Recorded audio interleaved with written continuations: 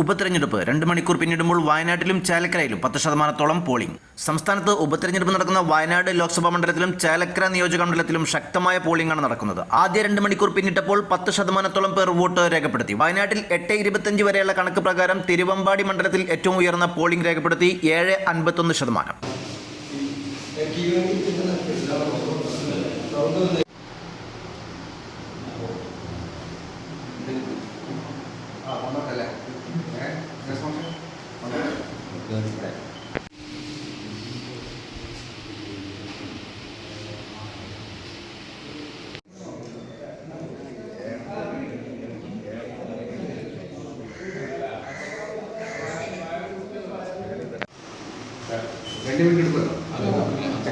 സമാധാനം ചെയ്താൽ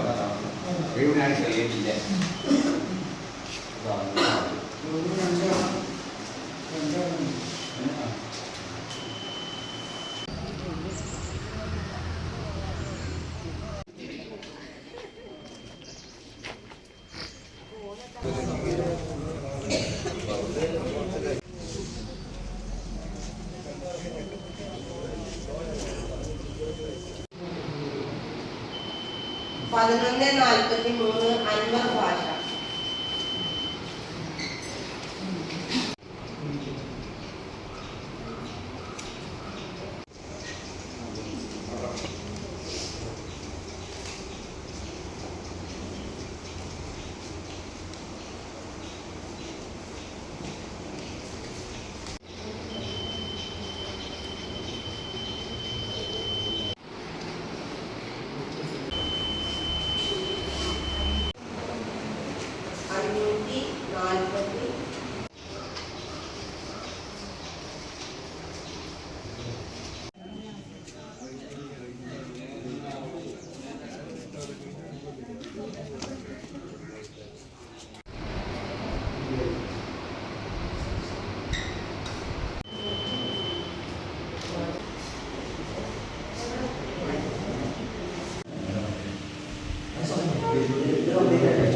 വയനാട് 7:45, ഏറനാട് 7:45, വണ്ടൂർ 6:83, മാനന്തവാടി 6:69, സുൽത്താൻ ബത്തേരി 6:57, നിലമ്പൂർ 6:27% പേരും ആദ്യ മണിക്കൂർ പിന്നിട്ടപ്പോൾ വോട്ട് രേഖപ്പെടുത്തിയിട്ടുണ്ട്.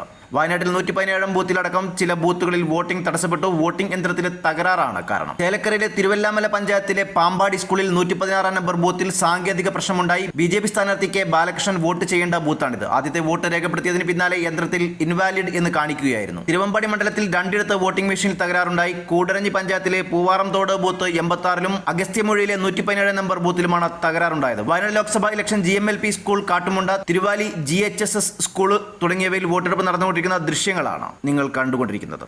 ന്യൂസ് 99 മലപ്പുറം.